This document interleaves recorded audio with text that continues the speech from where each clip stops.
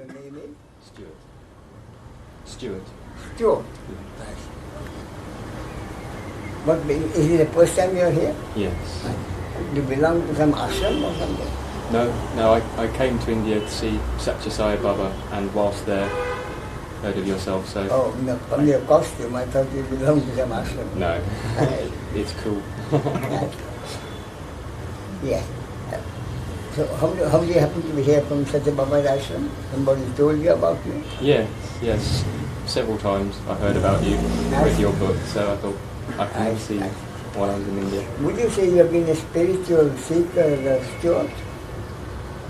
Until I heard the phrase, I wouldn't have said I was a spiritual seeker. It was just okay, then what are you seeking? What are you seeking in life? Other than the usual pleasures of life, what are you seeking? I've never really thought I was seeking anything. I've just been sort of going along, I suppose is the best way to put it. I've never really been seeking anything. All right, let's talk about it now. What I talk about, Stuart, is very popular. That is, what does someone like us, reasonably comfortable in life, fortunately not like millions of people below the poverty line, someone like us reasonably comfortable in life, and with the common sense to realize that life can only mean sometimes pleasure, sometimes pain, and no one can know the next moment it will bring us pleasure or pain, and no one can know the total amount of pleasure I am going to enjoy in my life and the total amount of pain I am going to suffer in my life. With that acceptance, what does someone like us, reasonably comfortable, want most in life? See what I mean? Yes. I would think I was seeking something more than just material things then. That is why I said, what is it which is more than the material things of life? That was not. What is it that you think you are seeking more important, more basic than the pleasures of life, than the material things in life as you put it? What do you think it will be? More of a meaning. More of the meaning of life? Yes. Now, suppose you do know the meaning of life. How do you think, knowing the meaning of life, what will knowing the meaning of life do for you for the rest of your life that you didn't have before? Knowing the meaning, what will it give you for the rest of your life that you didn't have before? A sense of satisfaction, purpose, I suppose. You mean you will then thereafter continue to put that meaning of life into practice? Is that what you mean? I suppose so, yes. And having done that, what do you suppose it will give you? Happiness? Yes, I suppose, yeah. So, on happiness, my firm concept is, the moment a baby is born and seeks his mother's breast intuitively, what he is seeking is happiness.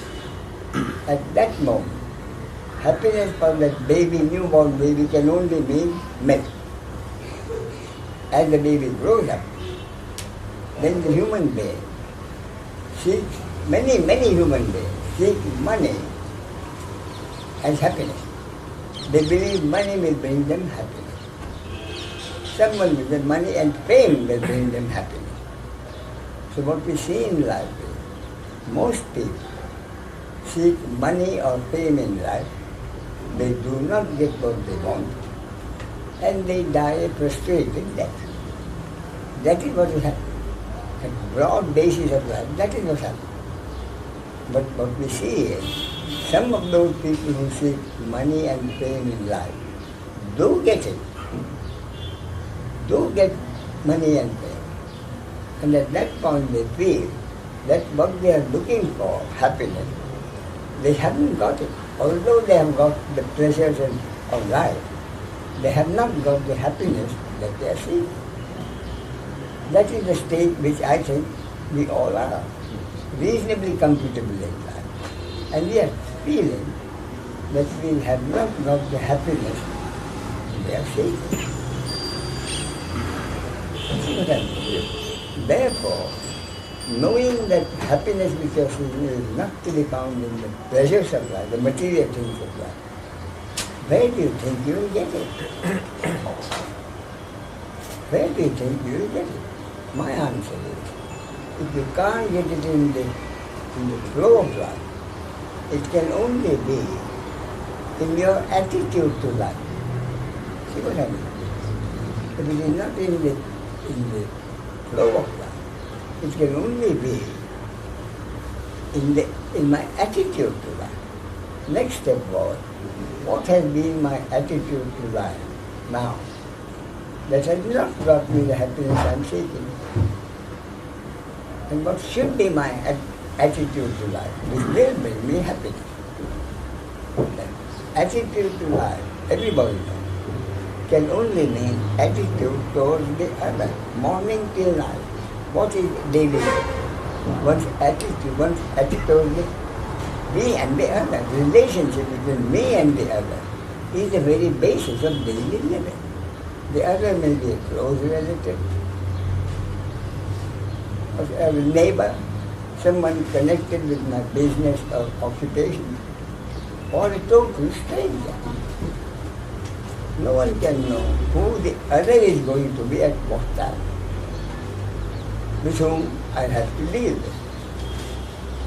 So my point is, unless I have a harmonious relationship with the other, whoever the other is, I cannot have the happiness I am seeking. That's the conclusion I came to. You see what I mean? Then, why is my attitude towards the other now not harmonious? Again, the answer this time was very simple. Because the other will not do for me every time what I want him to do. Simple, isn't it? Even my own wife or son won't always do what I want them. How can I expect a total stranger to do what I want him to do? Therefore, I cannot expect my attitude towards the other to be harmonious. That's where I was stuck. Does it mean I can never have the happiness that I'm seeking based on a harmonious relation? That also is not possible. That is not true. Because we know that it is possible. We know several people, not many, but who do live their life transparently happy. That's where I was stuck by some time. Then the answer came to me from the shore, from outside, from the shore. The answer is that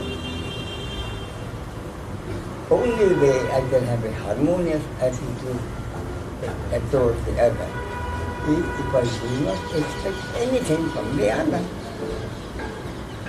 See what I mean? That is the only way. I must not expect anything from the other. And the only way that can happen is the idea, the concept came to me. If I am able to accept the concept totally, everything in the world is happening according to God's will or cosmic law. How that's happening at its home? Some people for the better, some people for the worse. It's also strictly according to God's will, cosmic law. Through which person the happening happens, A, B, C, D or who, is again only according to God's will, cosmic law. In other words, no human being is capable of doing anything. If I am able to accept that totally, then my relationship with the other will be harmonious. Because then I know I can't harm anyone. I don't have to carry a load of guilt and shame for my action. I don't have to carry a load of hatred for the other for their action. Nobody is able to do anything in the world. And then the joke hit me, and the joke was that this is precisely the basis of every religion. But we have ignored it. The Bible says, thy will be done. Nothing can happen unless it is God's. The Quran, Islamic Quran, and those is the very same. And I know the Hindu religion says the same thing in a more powerful way.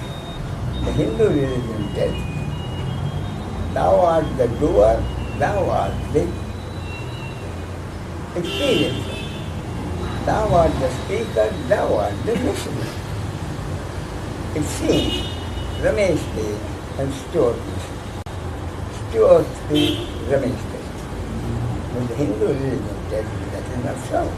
It looks like that.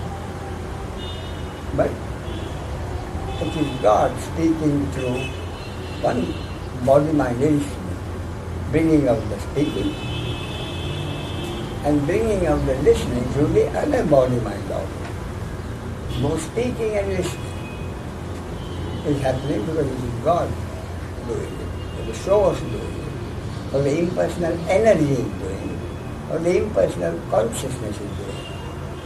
Whatever label we use, the source.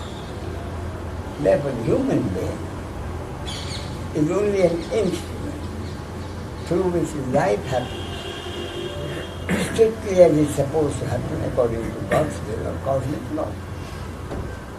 Only if I'm able to accept that totally, then I can have a harmonious relationship with the other and happiness through that, which I would call peace of mind. That's the conclusion I came to. And as I said, it is a huge joke, but that is precisely the basis of every religion. Why do you suppose they have been ignoring the very basis of every religion? Why do you think? It's God's will. Yes, I know, but I mean the mechanism. It is God's will, of course it is God's will. And this is God's will, therefore, most people in the world are unhappy because they have ignored it. That is God's will. But why do you suppose, as God, but what is the mechanism? Because of which we have been forgetting the basis of, and that is because religion has been totally corrected. Every religion has been corrupted by the subsequent interpreters. And they have brought the religion down to the simple basis has been ignored, and religion now means following a certain set of rules and rituals. That's what religion has come down to. That is why they have been ignoring it.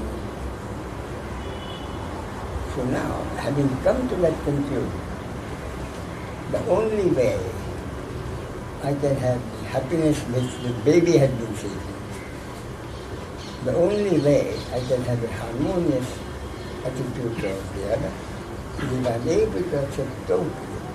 No one is capable of doing anything. Then it's done. Perhaps because I've been a practical banker for 37 years, it's done. Isn't it? It's a lovely concept. No guilt and shame for my actions. No hatred towards the other for their actions. But is it a practical concept? Would it be possible for anyone to live his life with the total acceptance that he is not the doer? When the society in which I live insists on punishing me for actions which the society considers my actions, I tell them not my actions, I'm not the doer. But the society won't accept it. And if I insist on saying that again, they should threaten to put me in an asylum. Therefore my problem was, would it ever be possible for me or anyone to live his daily life with the total acceptance that he is not the doer of his action, when the society in which he lives insists on punishing him for actions which the society considers his action? That was it. And the problem, the basis of that problem is very simple. What is the basis of the mechanism of daily living? Stuart, what is daily living? It has to be the same. The mechanism of daily living has to be the same for you and me now, for the caveman 5,000 years ago, or anyone in future. The mechanism of daily living has got to be the same. So it is daily practical thing. What is therefore daily living? What is the mechanism of daily living? Interacting with people? Yes, but that's a later stage. What is the very beginning of daily living? The beginning of daily living is very simple. Whether it is the caveman 5,000 years ago or one of us, we get up in the morning and we have to deal with the situation. We find ourselves in. The situation is vastly different depending on the time. The caveman situation will be, he gets up in the morning, he feels hungry, he wants to go out and get something to eat. Then he finds that near the mouth of the cave, there is a jaguar loitering about. That's his situation. I want to go out and get something to eat, but so what do? That's his situation. Our situation will be different. But the fact remains, the daily living, the mechanism of daily living means every human being has to deal with the situation in which he finds himself. Dealing with the situation can only mean at any time, at any place. In that situation, what do I want? And I decide I shall do this in order to get what I want. See what I mean? Therefore, it's an absolute fact of life, undeniable fact of life, that the mechanism of daily living cannot happen, could not have happened, unless every human being at any time and place had the total freedom to do whatever he felt like doing in that situation. See what happened? Absolute, undeniable fact of life. Therefore, fact of life number one, every human being has to have total free will to do whatever he felt he should do in order to get what he wants. See what I mean? Therefore, an important point, I have that right to do whatever I felt like doing, and the psychopath has as much right to do what he felt like doing. Therefore, in a given situation, what happened? I have just done whatever I felt I had to do. I feel that the situation has finally come when I shall perhaps get what I waited for a long time to get. See what I mean? At last, something, possibility of my getting what I waited for a long time. But still, I decide. But I shall not do anything illegal or immoral. I decide. My free will.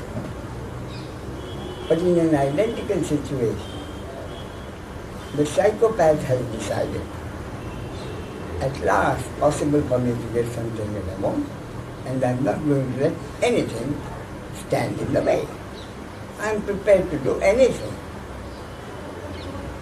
Robbery, murder, anything. See what I mean?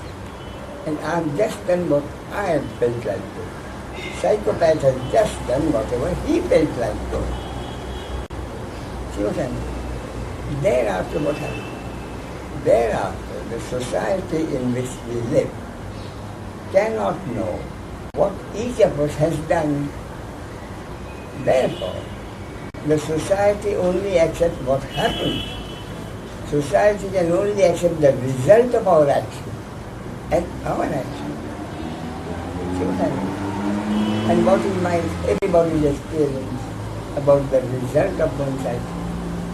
Sometimes I've got what I want. Sometimes I've not got what I want. And many times the result has been totally unexpected. Many times for the worse, sometimes for the better. In other words, I've just done whatever I wanted. Psychopath has done whatever he wanted. But neither of us has ever any control over the result of our life, which is one of three things. And what has actually happened, one of those three things, is what the society considers our act. See what I mean? Undeniable basic facts of life. See what I mean? Therefore, in such a case, society considers some acts of mine bad effect on the society. Ramesh should be punished. And since I have to continue to live in that society, I've got to accept the society's verdict. And I've got to accept the suffering. Reward from the society means pleasure in the moment. Punishment from the society means pain in the moment. Which I have to accept. I have no choice. No problem about the pleasure in the moment. But pain in the moment, which I have to accept, knowing that it is not my act. That is my problem. Would it ever be possible for me to live my life accepting that I am not the doer, and yet continue to live my life experiencing the pain that the society delivers to me? That was the problem. And I was stuck there again. I just couldn't see it. And whom do I ask? There was no one that I knew. But lived his life with this total acceptance. And the answer again came to me from outside, from the soul. Oh yes, it may not be many, they don't know how many, but at least one man has lived his life for many years with the total acceptance he loved to do. And that was the Buddha. The Buddha's concept was exactly what I just said, in his own words. No human being is capable of doing anything. My words were, my concept was, everything in the world is happening according to God's will, cosmic law. How is happening at its home for better or worse is again according to cosmic law. Through which body, mind, all is happening, which is my action or your action, is also God's will. That is my concept. The Buddha's concept, exactly the same significance. Was events happen, deeds are done, consequences happen, but there is no individual doer of any deed. Exactly what I said. And then I gathered, he did live for many years with this total acceptance, suffering pain of the moment, but still totally accepting that he is not the doer.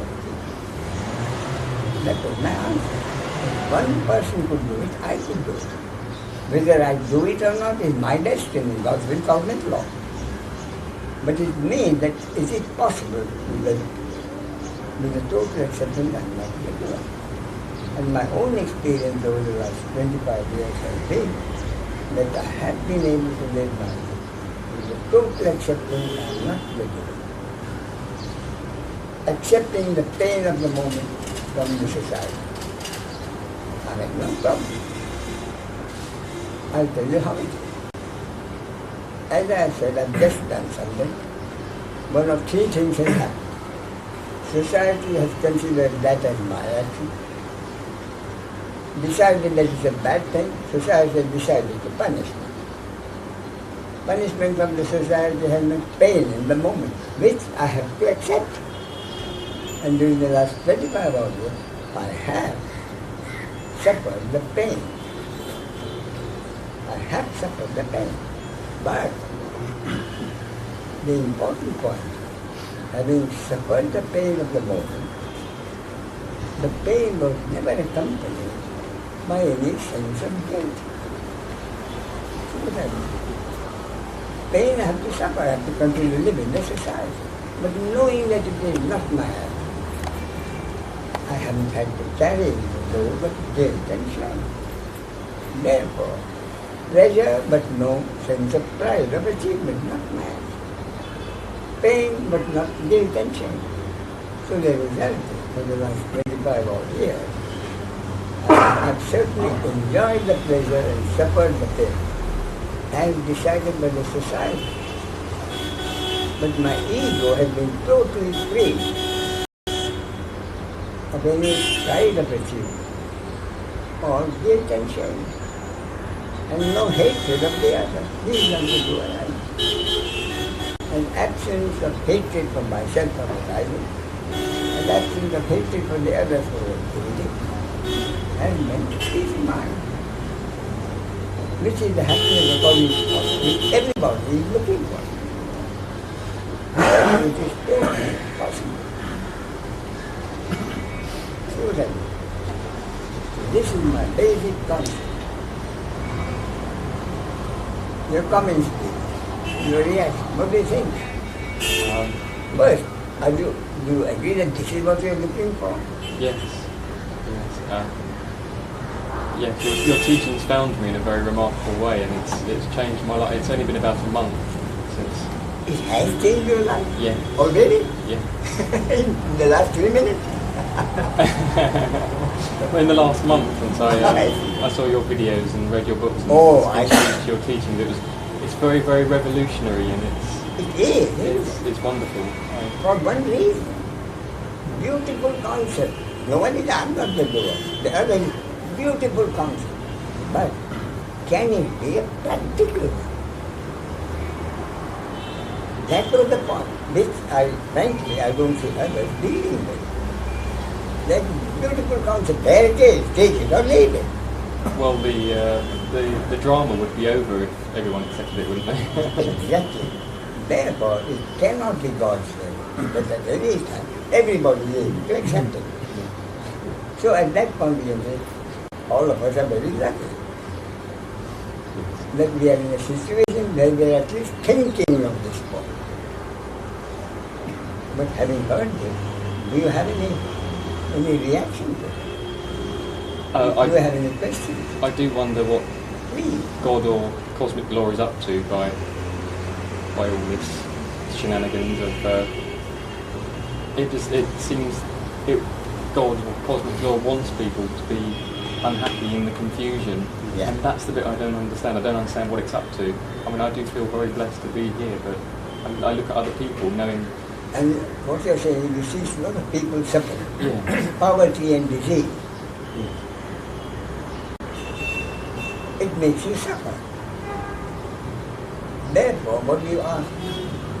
Stuart, what do you ask? I just wonder why. I wonder why it has to happen. Why? It has God created so much suffering. Yeah. Isn't that right?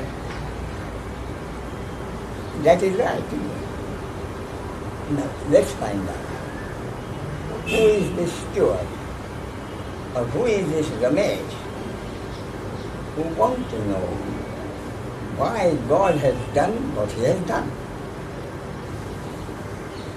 See what I mean? Who is this Stuart who demands to know why God has done what He has done?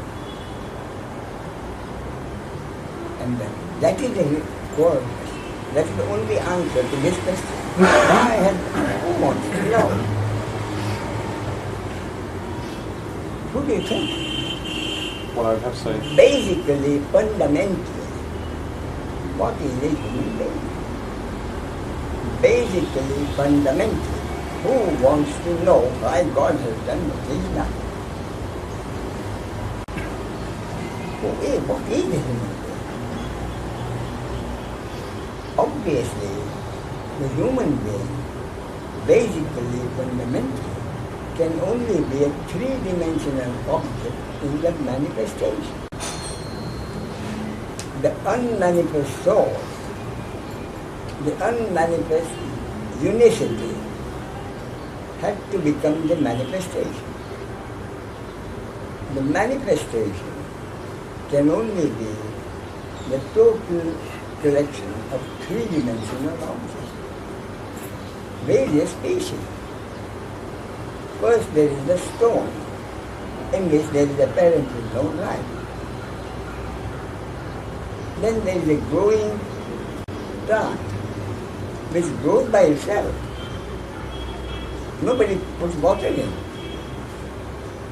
In therefore, the plant growing by itself means there is life in the growing plant. Then there is the animal, in which there is a body, mind, instrument, and five senses, through which the animal is able to see, hear, smell, taste, or touch. And there is an ego, which makes the animal consider himself a separate entity, fighting for whatever he can get against the other dog. The stone, no life; growing plant, life; animal in which there is life; and an ego, which considers itself a separate entity. But in that separate entity of the animal, what is the next? Finally, there is the human being. What is the human being? An animal with an ego like the animal. But the difference between the ego of the animal and the ego of the human being is, in the ego of the animal, there is not the slightest semblance of the sense of personal doership. The animal accepts whatever has happened. The human being thinks, I am in control of my life. See what I mean? Therefore, the human being is an animal in the ego of which has been infused a strong sense of personal doership. And the intellect of the animal is minimal to allow him to live his life. Whereas the intellect of the human being makes him ask all kinds of questions. That is why the human being wants to know, why has God done all this suffering? See what I mean? Therefore, Stuart and Ramesh asked these questions are basically three-dimensional objects. And how can a three-dimensional object demand anything?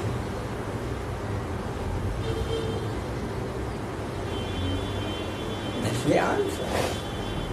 Which means whatever is happening is precisely supposed to happen according to a cosmic law, the basis of which is impossible for the human brain ever to know. That is the fact of the matter. Because the cosmic law concerns the entire universe, not just one planet Earth or what contained in that Earth. Cosmic law contains the entire universe for all time. Something so vast and so complex. The human brain is impossible for it to know even the rudiments of the basis. That is the fact of the matter. Therefore, we can only accept whatever happens as supposed to happen according to cosmos. Why? We can never know. And the clearest example of that is a murder has happened. What is our experience? Sometimes the murderer is detected, the murderer is prosecuted, the murderer is sentenced to death, and the murderer is executed. Our limited intellect says that is as it should be. The human intellect says that is as it should be. But what is our actual experience? Sometimes the murder is not detected. And the file about the murder in the police station, 20 years, undetected, finally it is tried. And the murderer goes scot-free. Nobody knows who committed that murder. The third alternative has been that the murder is detected. The supposed murderer is prosecuted. He goes before the court, and the judge and the jury decide. We know he is the murderer, but there is not enough evidence. Legally, we cannot condemn him, not enough evidence. Therefore, the judge and the jury are forced to let the murderer go free. And the murderer commits 5 other murders. 3 alternatives, which we know. But what I'm saying is, Stuart, there's a 4th alternative, which everybody knows it happens. May not be too often, but it has happened many times. And that is, the murder is wrongly detected. And an innocent man is convicted and executed for a murder he did not commit. That also has happened. And the mind, intellect, that is horrible. An innocent man executed for a murder he did not commit. How can God do such a thing? The only answer is that is precisely what was supposed to happen, according to God's cosmic law. On the basis of this, the human being is impossible to love. He can only accept whatever happens and the will of God. Ultimately, that is the point. Follow the point. Everything happens according to God's will, cosmic law, which is so vast and so complex. The human brain can never, ever hope to know even the rudiments of that. We can only accept whatever happens as something which is supposed to happen precisely the way it has happened. And we have to accept it.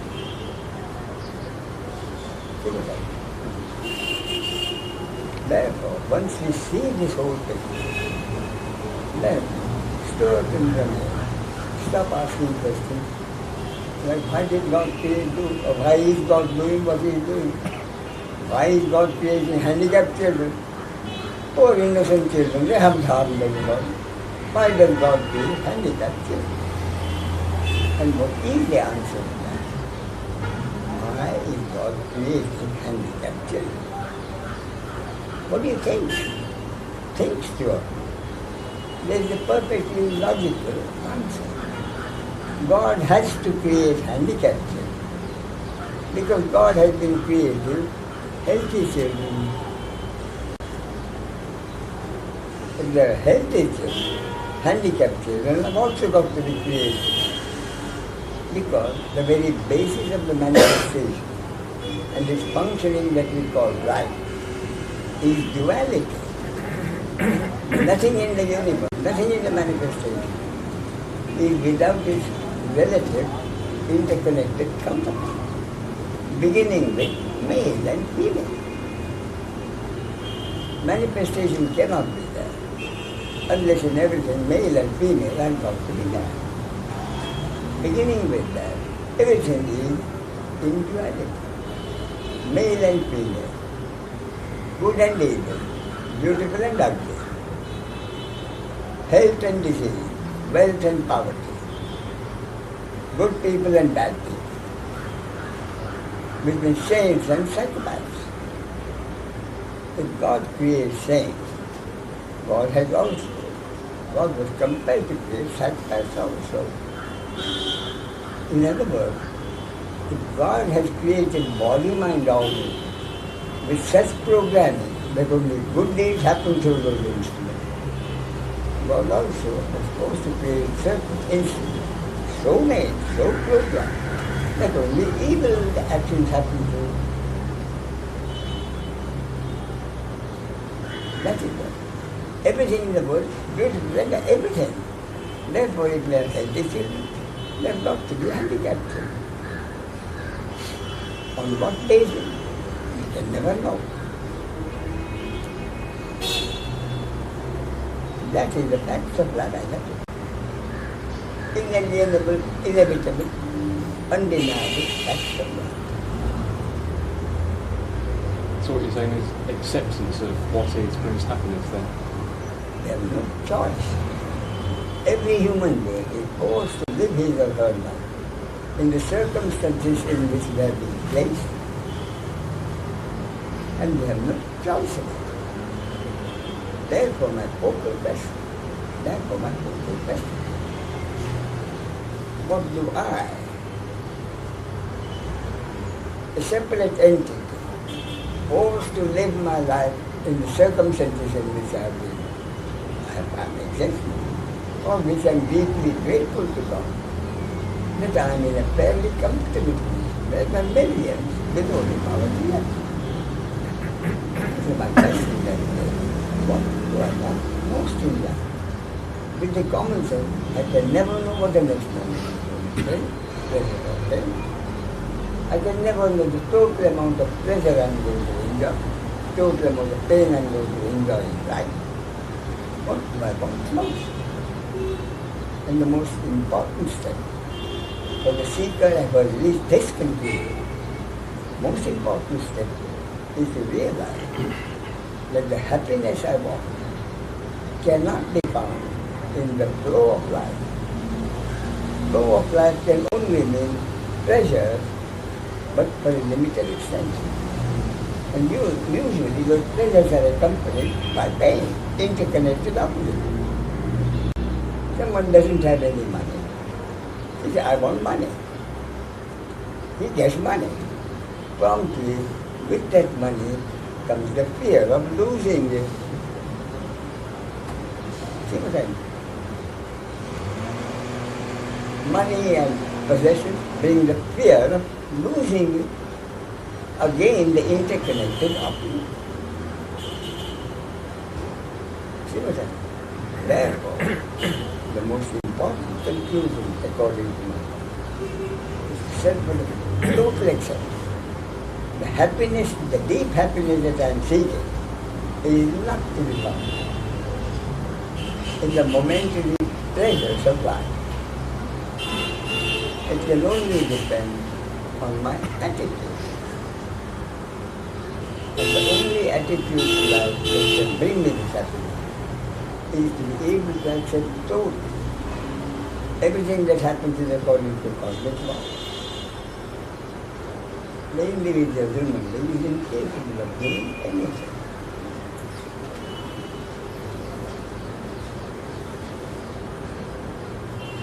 So, any comment, any reactions?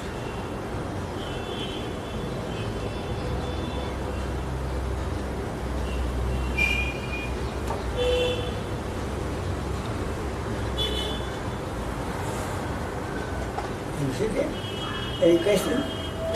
Yeah. Oh, come, go on. You're welcome.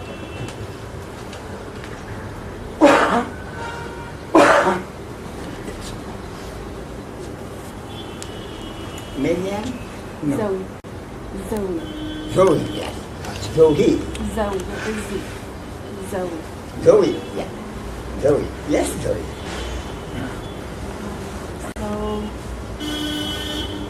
I understand What, that... what I have laid before you, the facts, undeniable facts of life. See what I mean? There is no question about it. These are the facts of life. We are forced to live our life in the circumstances we have been placed. And life happens the way it is happening. And the only thing that we want in that is peace of mind. That's the conclusion I've come to. And the peace of mind can be had only by being able to accept totally. Everything that happens according to cosmic law. No human being is capable of doing it. Any comment, any questions? So I can accept and understand that everything happens according to cosmic law, but Yeah. for me it helps me if I think it's for the ultimate best, for the ultimate good of all. But Do you agree with that? listen, for the ultimate benefit of all, Mm. for the ultimate benefit of all three-dimensional objects, ultimate benefit of all three-dimensional objects, stones, 1 million stones, 6 billion stones, simultaneously.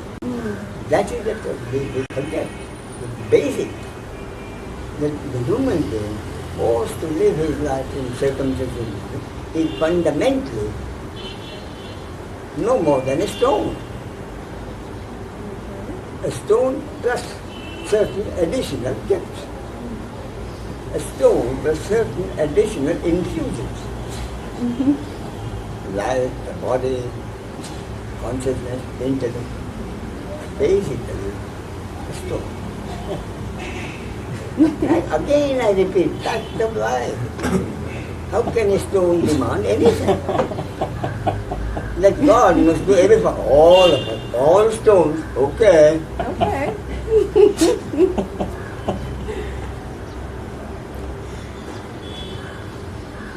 Because for me, that helps me to accept the poverty, the handicapped children, that possibly it is there so that we can learn from it, or that somehow it is for the continued growth, evolution of consciousness.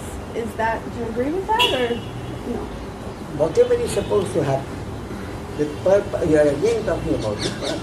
You cannot know the purpose. Only thing is, what you are talking about, evolution, the purpose of life. Purpose of life. Only God will know. And if we have to find something, what I'm saying is, all this is God doing. And entertainment. The Hindu word is Maya, a play. And that play is not even really happening. That play is merely an illusion created in the human mind. So the play of duality is an illusion. It's All of it is merely imagination. Therefore, what is the ultimate truth? As explained by many years, ultimate truth is there never has been any manifestation. There never has been any creation. There never has been any dissolution. So what they're all talking about is a movie. A movie is a movie. A movie is not the real thing. Ultimately, that's what it is. but who is watching the movie? There's never been any creation. Therefore, why bother about anything? And if we say about then, who is bothering about? A stone. Then the intellect becomes quiet. How can a stone bother about anything? So ultimately, peace of mind that we want, ultimately, what is that peace of mind you think truly? You know what it is? The ultimate peace of mind is, my stupid intellect has stopped working. My stupid intellect has surrendered. Ultimately, that's what it is. Surrender of the intellect. No more conceptualizing. No more going into the past. No more projecting into the illusory future. The past is dead, future is illusory. Therefore, what am I supposed to do? I'm supposed to do in the present moment anything that I want to do in any situation. What more freedom can any human being want? Free to do whatever he feels like doing in any situation. Knowing thereafter what happens. That never, ever be in anyone's control. What if the individual doesn't feel like doing anything? Don't do it. Not doing anything is also your choice. doing something. I don't want to do. Fine, don't do anything, but don't do anything. What will happen? Not doing anything. All you have to do is wait and see, and then you will find the energy, the impersonal energy, functioning through this body mind, which decided not to do anything. The energy functioning brings out some action which you definitely decided you won't do. Let me give you an example. You decide, if I have nothing to do, why should I get up? I'm not here now. On a cold day, it's a warm bed. If I'm not doing it, why should I get out of my bed? So, I'm going to sleep in bed. That is your decision. What happened?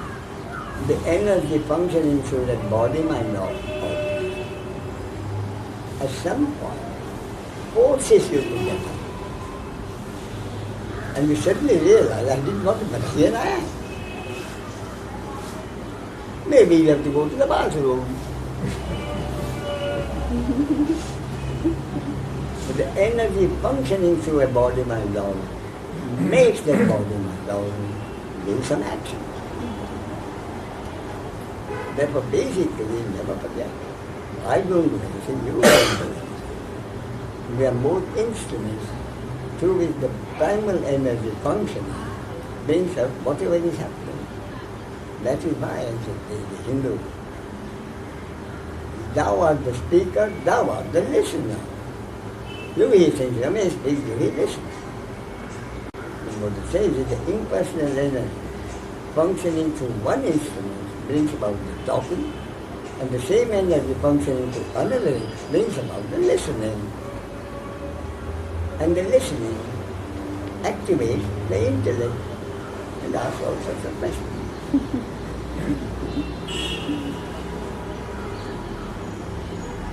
So with all this, the ultimate question, how do I live my life? You can't get away from it. How do I live my life? I tell you, extreme listening, knowing that I am not the doer. It is the energy functioning through this which will bring out whatever happens. Nonetheless, with that total acceptance, I am not the doer. I don't have the free will to do anything. Nonetheless, in a given situation, I witness the primal energy functioning through this body, mind, and bringing about any action which I think is my action. I do that as if I have free will. I witness the action which has happened, not as my action. But I have just done whatever I felt like doing. Let me understand that that is precisely what's supposed to be. And therefore, I witness myself doing some action according to my own supposed free will. And having done that, I lean back and I relax totally. Thereafter, witnessing whatever happens as something which is supposed to happen according to God's will, cosmic law, without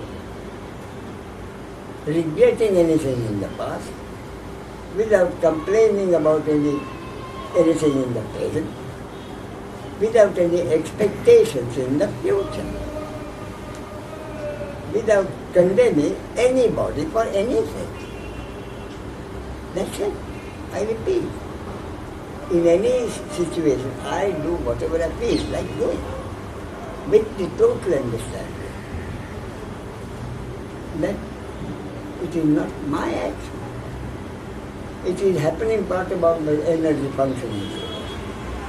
And thereafter I sit back, witness whatever happens, not as anybody is doing.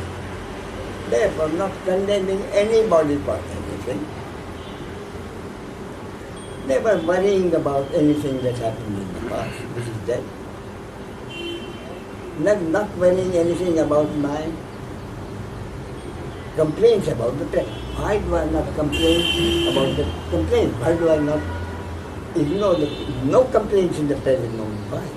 Because in that situation, I was free to do whatever I can about my complaint. Having done in a situation whatever I wanted to do, how can I complain? But then how does anger arise? For example, I was reading that Nisargadatta sometimes would have anger. Indeed, If he was fully accepting the moment, where would anger come from and why? therefore the question is very simple. He did not get angry. I'm not joking. Nisargadatta did not get angry. And if you had asked him honestly, he would have said, who's angry? I'm not joking. Therefore, when he considers Nisargadatta getting angry, what I'm telling you is, all you have to do is watch what happens. And any emotion that arises, anger, fear, compassion, any emotion, is a biological reaction in the body-mind organism, depending on the way that body-mind organism has been constructed. The ego has nothing to do with it. So if I get angry, if someone betrays me or hurts me in some way, that's not my anger? Anger arises in the body-mind organism. And anger arises and makes the body-mind organism do whatever it is. In a soldier, fear arises and makes him a soldier, 20 years standing, run away. Anger arises, fear arises, and makes the body-mind organism do whatever it has done. Thereafter, it is the ego who has to suffer the consequences of that action. But he didn't do it. I'll give you an example. Two people walking along the road. One is a sage, total understanding, another is an ordinary person. Both body-mind organisms constructed in a similar way. Programming is the same. Both the sage and the ordinary person witness a woman being molested by 2 or 3 people. What happened? Since the body-mind organism similarly considered, anger arises in both. Anger makes both body-mind organisms go to help the woman. There is a fracas, there is a beating up, one against the other. Police come, take the whole lot to the police station. That is the situation. All through the arising of anger, making the body-mind organism do what they can. So at that, both the egos, where the 2 egos come in, the 2 egos come into the picture when they find themselves in a police station. That is where the egos come in. Until then, it was purely a matter of the biological reaction. Is that true of the men who were also molesting and attacking the woman? Yeah, that is what was happening. Oh. Every happening is according to God's will. So we are not concerned that part. We are concerned those who went to help the woman. Okay. That also was happening because it was supposed to happen. So these 2 egos, one ego with understanding, the other without the understanding, find themselves in the police station. That is where the difference comes in. The ego of the ego with the understanding has witnessed the whole thing as a happening which had to happen to that particular body-mind organism. So the sage witnesses anger arising in his body-mind organism. The witnesses the body-mind organism do what it did and finds that body-mind organism in the police station. He witnesses whatever has happened not as his action. Therefore, he does not blame himself for being in the police station. He, being in the police station at that time, was something which had to happen. He accepted it. Therefore, you find the same. Probably joking with the policeman. What will you find the ordinary person? The ordinary person, he will say, there I go again. Doing things without thinking. It is not my business to help the woman. It is the police business. Why did I have to go and do this stupid thing? And now, because I did that foolish thing, first of getting angry, then trying to help the woman, because of that, I find myself in the police station. And therefore, I missed a very important business engagement, which has cost me a lot of money. Stupid, foolish me. That is the thing. The ego identifying itself with what is a biological brain. It can be the other way around also. It can be the other way around also. The ego finds that he has helped him, and instead of he finding himself in the police station, it could be the duality, don't forget, the other way, that is, instead of the police coming and taking him to the police station, the crowd gathers there. He is a hero.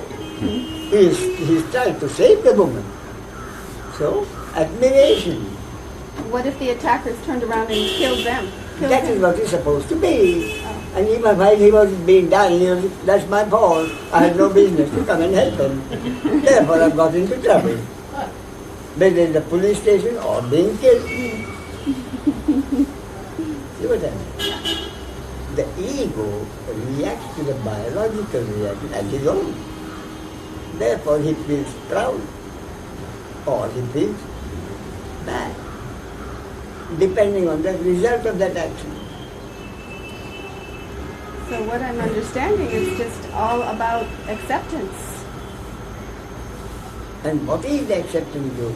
What is the acceptance? The basic acceptance is every human being is forced to live her life in the circumstances in which she has been placed, over which she has no control. And the fact that she is one of the few who are reasonably comfortable in life, you can be eternally grateful to the God of the concept of the cosmic law. That's the beginning of it. But even that sense of gratefulness, to what, how, why, you know? That, therefore, again, I'm not saying Jewy is grateful. I'm saying in the body-mind organism called Jewy, a sense of gratitude arises. It does, yes. Jewy is not grateful to anyone. Why? Because there is no Jewy. In the body-mind organism called Jewy, a strong sentiment of gratitude arises. Jewy can only witness gratitude arising. Okay? Yes. Do you have any questions? Oh, come. Sit there. There's no problem. Sit there. Jim, isn't it? Jim, yes. Jim, please. Morning.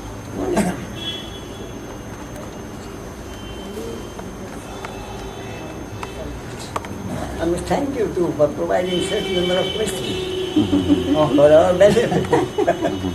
Go ahead, please. Yes, Jim. Thank you for putting up with me.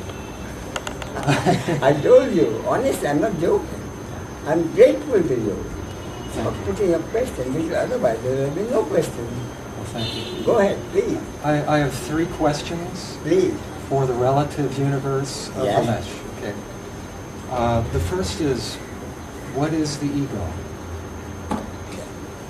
And believe me, it's a very, very important question. The ego is the identification with a particular body-mind organism and name as a separate entity. Therefore, most accurately, Jim cannot have an ego. Jim is the ego. That's where enormous confusion arises. Most masters have told Jim You know what your problem is? Your ego.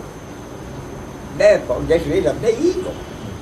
The amount of confusion that has caused.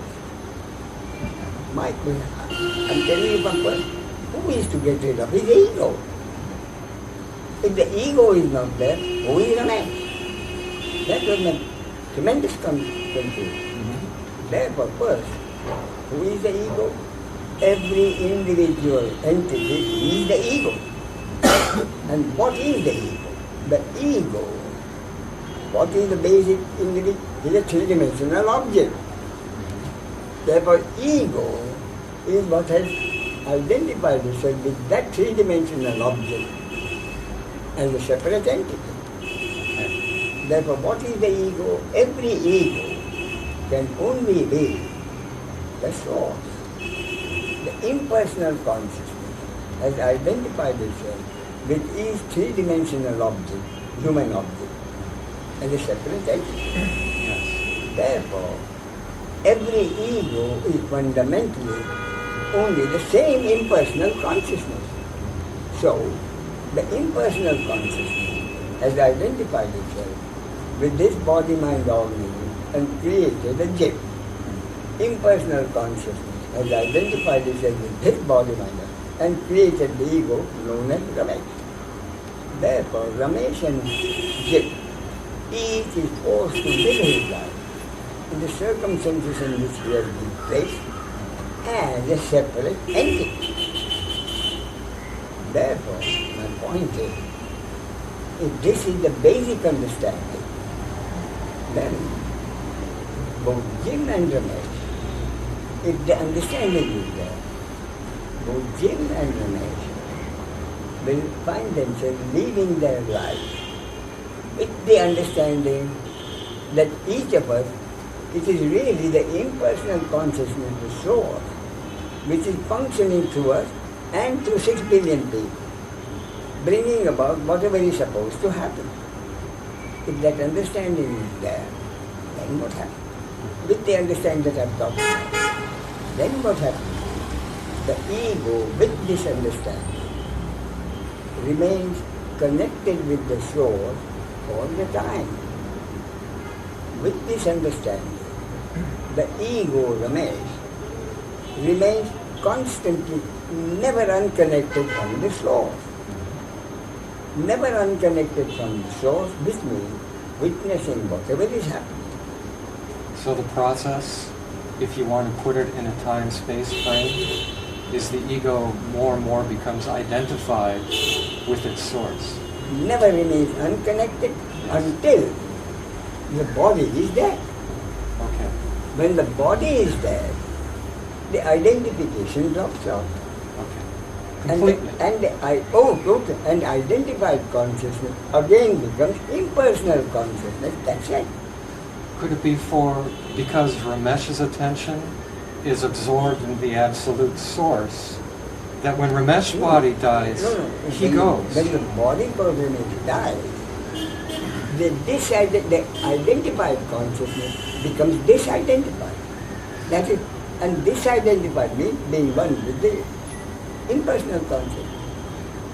The impersonal consciousness, which has forced itself to imprison itself in one body-mind organism, is released from the identity, again becomes the impersonal consciousness. That is all. The ego is created for this body for its lifetime. The moment the body dies, the identified consciousness again becomes impersonal consciousness. That's it all. And that is all that is happening. Okay. Impersonal consciousness becomes the identified consciousness. When the body is there, the identification is lost and again impersonal. Nothing else, no one else. Okay. No one else to worry about anything. Okay. See what I mean? I understand. That's it. That leads to my second question. Please. From my own experience, Yeah. actually, not long ago, I wrote a book whose subtitle is Unleashing the Destiny of Instinctual Wisdom. And yesterday, my wife opened one of your books, and you used the phrase instinctual wisdom. It was written before I'd written my book, but I'd never seen that part of your material. I'd use that asking myself, what is this process the Absolute uses with creation to undergo this play, this interchange of life? And it was an instinctual kind of process. Now, it's my realization that part of the human species problem is that their instinctual process is not well connected to their intellectual process that you're talking about. Now, there's also research coming out of Harvard, Dr. Greg Jacobs, Dr. Ramachandran out of San Diego, Dr. Amen, Los Angeles, who are all brain specialists, who suggest that in time we might be able to go into the brain and technologically manipulate the brain to actually create a sense of non-doership. Now, if that is possible, is there a way to technologically reverse the sense of non-doership into a sense of doership once again as a body-mind organism? The entire process, at whatever stage, is precisely what is supposed to happen according to the cosmic law. Whatever research is being done about the brain or whatever, could it ever have been started? Could it ever have progressed unless it was supposed to do that according to the cosmic law? Therefore, if according to the cosmic law, billions and billions and billions of years later, the understanding was supposed to go to everybody, then it well, and then the supposed creation will not dissolve. Okay, final question. Please. Where does, in the relative universe, Ramesh, Yes. where does he believe the miracles of Sai Baba come from? Oh, you listen. In that area, at that time, certain happenings were supposed to happen, which the human beings called a miracle. Now, look, whatever is happening now, few years ago it was considered a miracle. Now the science has provided an explanation. Yes. See what I mean? Therefore, the human knowledge keeps on increasing. So until the miracle, take any miracle, then we'll explain. Take any miracle, Sai Baba, any miracle. Then my point is, the miracle, a simple example. Someone goes to Sai Baba. A woman goes to a Sai Baba. Lays the body of the dying child before Sai Baba. In 10 minutes, the dying child gets up, looks around, suddenly becomes a fully alive person. Isn't that a miracle? Isn't that a miracle we consider Sai Baba? Everybody will say that Sai Baba's miracle. Beyond understanding. Beyond understanding. Now exactly the same thing happened in the case of Ramana Maharshi. Exactly the same. A woman came, wailed that her son is not well, placed the son's dying body down, and in 10 minutes it will come. Everybody. Ramana's miracle, Ramana's miracle. Do you know what Ramana Maharshi? Very much so. Ramana Maharshi said, look, there was not even a sankalpa. I, Ramana, did not even have a thought that the child should get well. Yes. Therefore, it was the destiny of that child to be brought there his body. And it was the destiny of the body to receive such power that was available to him. Everything is a matter of what is supposed to happen. Yes. Therefore, a miracle is an event which was supposed to happen, and it happened. Yes. And my point, as Ramana says, no individual is responsible for it. Okay. He did not want people to think, Ramana, because why? Because those 30 or 40 people will take 30,000, 40,000 people. Miracles and Ramana Mahasi, so they'll be found in millions, and Ramana didn't want that. He didn't want him to be known as a miracle man. Yes. He is perfectly clear. Please, there was not even a sankalpa. It was purely a happening. It was supposed to happen. Yes.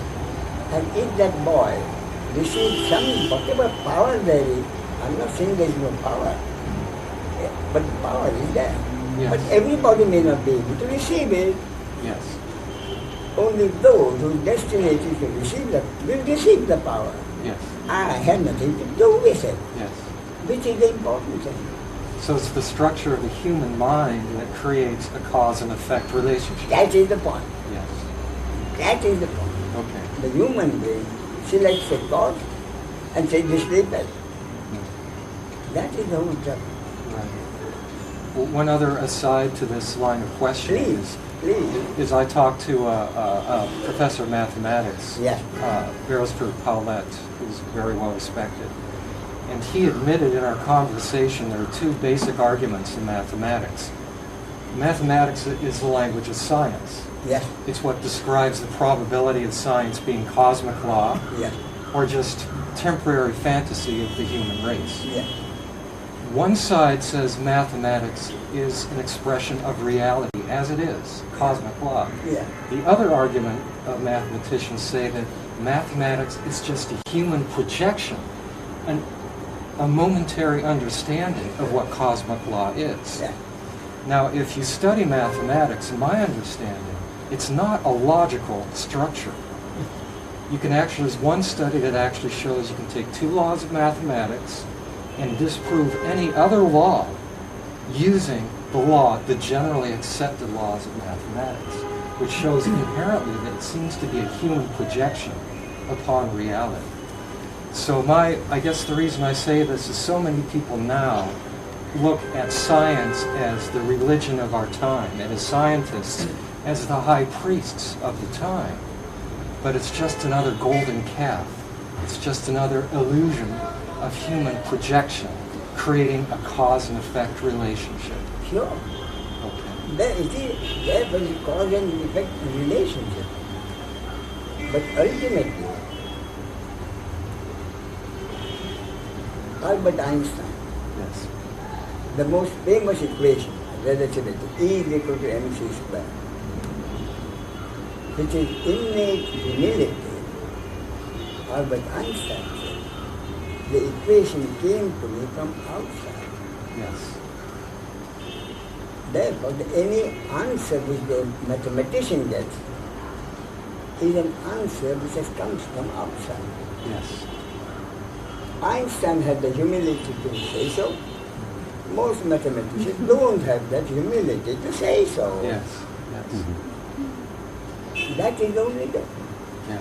Therefore, the very thinking that a mathematician has been doing, what is it? That is the impersonal energy functioning through that three-dimensional in order to produce whatever it was supposed to produce. Therefore, again my point, the impersonal consciousness or impersonal energy functions through a brilliant mathematician and produces brilliant results. Same impersonal consciousness or energy functions through a sage and produces beautiful actions. And it is the same impersonal consciousness, same impersonal energy which functions through a psychopath and produces those actions. All three, brilliant mathematics, good actions, evil actions, are all happening, which were supposed to happen at that time, through those three-dimensional objects, according to the cosmic law. Thank you very much. Okay? Right. Yes, any? Yeah, Murthy. Please, yes, go ahead. I can get up. No, it's all right.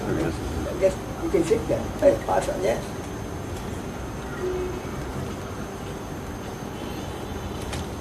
Yes, Suresh. So is it possible that the evil thing happens in the body mind of the sage? I'm sorry? The one who witnesses, the evil thing happens in the body mind of the sage also? The sage witnesses everything that happens. Even the evil body thing happens? as a happening. Why is happening? As a happening, which might bring him pleasure in a moment, or it might bring pain in a moment. He expects any pleasure or pain as is supposed to happen. Pleasure happens. He doesn't say, I earn my pleasure. Pain happens. He doesn't say, I earn my pain.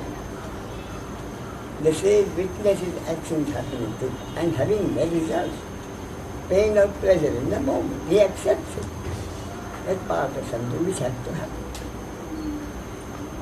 Now the disidentification of the ego, which happens only at the time of body, the source leaves this, the energy leaves the body. No. Disidentification happens when, or it is a process of the non-doership, yeah. The impersonal consciousness identifies itself with a child of 2 years. Then that ego continues to function throughout the life of the human being. Okay. Throughout it works as a separate entity. And understanding of non-doership is a disidentification of the. Oh no, No, no, okay. not at all. Not Okay. at all. It's merely the acceptance that me, the ego, and the me, everybody is same impersonal consciousness. But it is not at all the disidentification. Oh no, no, Okay, no. yes. There is a confusion. Therefore, even the sage until the last breath has to live his life as the same Ramana Maharshi lived for 50 years in that ashram, not without the ego, but as ego, as Ramana, living his life with the total acceptance. No one is a doer. And the disidentification happened only when the body died.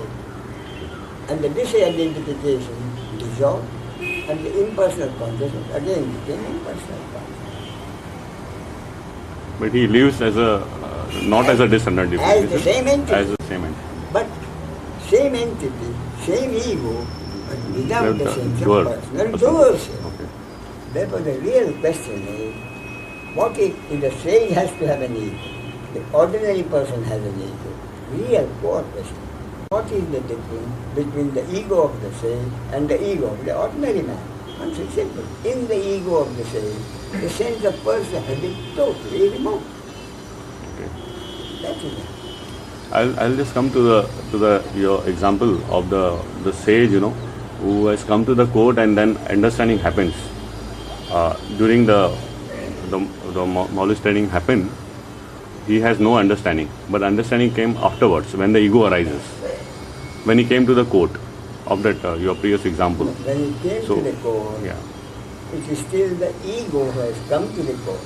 Okay. Make no mistake. Oh yeah. He has come to the court with the understanding that his being in the court was supposed to happen to Supposed to that happen. individual body, mind, organism. Okay. So what happened to the understanding when the anger arises? So I am just. Anger Yeah. arises. The understanding is what witnesses anger arising as a biological reaction. Okay. At that time, the moment the anger arising, he is connected with the source. The ego Yeah. witnesses anger arising in a body, mind, organ, Yeah. which happens to be his. It could well have been someone else's. Suppose anger does not arise in him. He is differently. Therefore, in his case, compassion arises. In some other body, anger arises. The sage witnesses compassion arising in a body, mind, organ, which happens to be his. Sage witnesses anger arising in another body, mind, organ, according to that conditioning. He doesn't say, I am a compassionate man. He is an angry man. Okay, but if I ask the sage that what the moment when the anger arises, was you connected with the source at that moment? He will say, why What did he you will get say? angry? Okay. And he will say, who got angry? Okay. He got angry. Ask him, who? Me? I didn't get angry. Anger at all. And he will say the same thing about you too. That is the point. You didn't get angry. Anger at all. But he will say positively that yes, I do connected with the source and I am connected with the source. Does he say positively answer that like that? He will say, Okay. the basis of it is, I'm never unconnected with the source. Okay. Yes, Yes. I'm never unconnected with the source. Okay. Okay. Yamurti, please. Yes, come. Come here.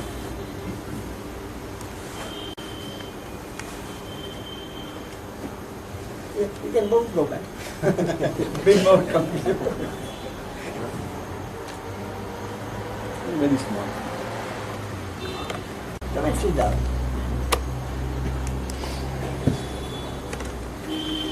No, I'm sorry, I forget your name. Yogesh. Yogesh, yes. Yes, Yogesh. These insentient objects or inert objects like stone or anything, Yeah. they got consciousness? They don't even have life. No, life is If not they there. don't have life, they cannot have consciousness. In any case, Yogesh, what does it matter? No, it doesn't What matter. is the value of the question like that? You answer that. You might another 20 questions. What is the value of such question? Why did this question arise? Who wants to know? A three-dimensional object, a three-dimensional cannot know anything. Okay? Yamurti. Sometimes you find yourself doing things that you just said you didn't want to do. Yeah. And that yesterday, Yeah. or last night, yesterday afternoon after being here, I had really an outpouring of love. Yeah. And I drew a picture of you and I wrote a poem. Yeah. And it was, I was crying. And this was an emotion that I was enjoying. And then last night, I had a horrible dream. It was extreme anguish, fear, so much so that it woke me up. Yes. Nightmare. Pardon? Yeah. The nightmare. Yeah, really intense. Yeah. And it scared me so much. Yeah. And I really hated that experience. I didn't want to have it. And so then I started thinking about all these concepts that I've been hearing, which I love your concepts.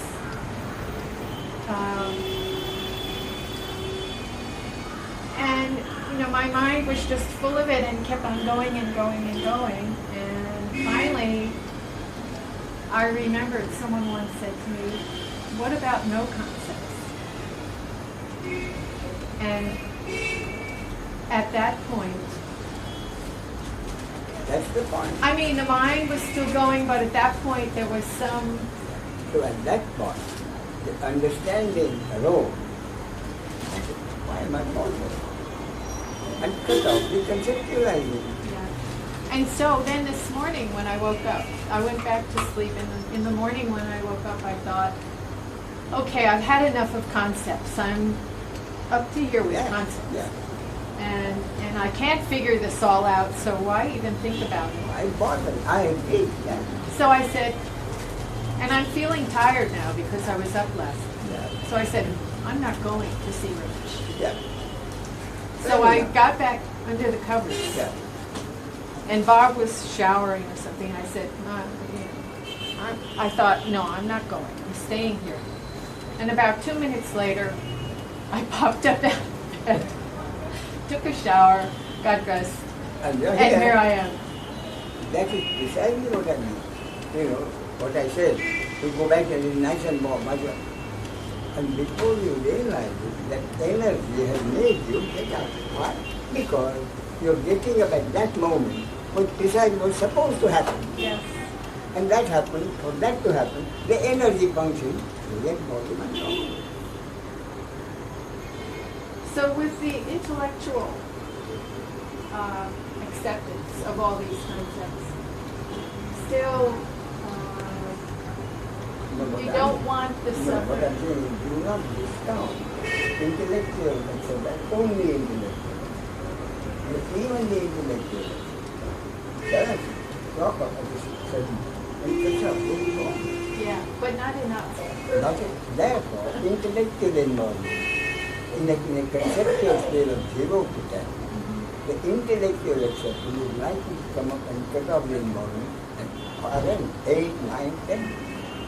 As the understanding goes deeper, your experience will be that your involvements are cut off quicker and quicker. As the understanding goes deeper, your experience will be that the involvement gets cut off at 10, 9, 8, 7, etc. Countdown. Come down, yes. Okay. I am